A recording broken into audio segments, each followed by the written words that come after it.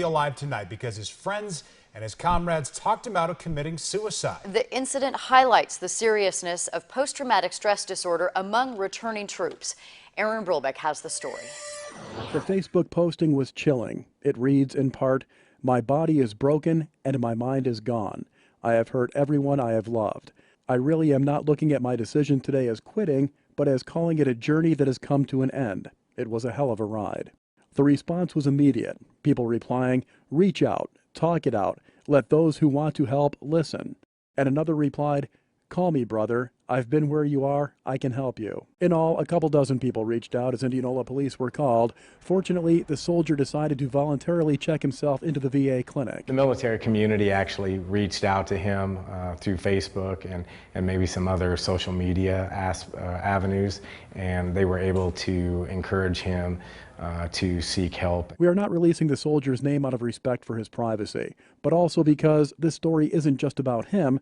It's about the 22 veterans that commit suicide every single day, according to Department of Veterans Affairs, and the hundreds, maybe thousands more who consider it. PTSD is real. It's a big problem.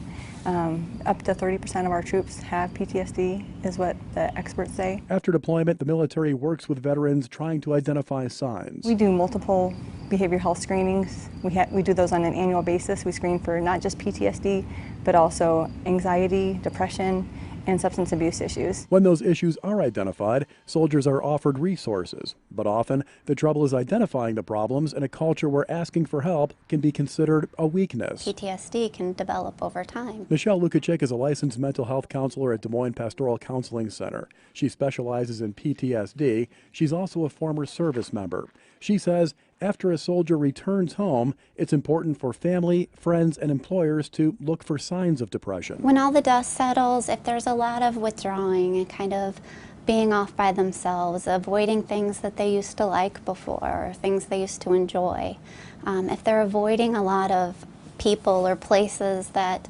normally they would have wanted to go to, if they're sleeping way too much or not sleeping at all, if they're turning to alcohol or drugs. Lukacek says it's also important for returning soldiers to recognize when they're struggling. Even just the struggles and the burdens of the daily life events and reacclimating to home life after feeling like maybe you missed out on a year of life. Indianola police say the people who responded to today's Facebook posting did exactly the right thing by calling police and trying to remain in contact with the soldier. And Aaron, you had kind of an eye-opening experience today yourself in trying to get a hold of a professional. Right, trying to find somebody who I can talk to as a reporter was difficult. I can't imagine how difficult it is for a soldier who's going through PTSD to try to track down exactly the right person to talk with. Yeah, it's becoming more and more clear we need to get them more help. Thanks, Aaron.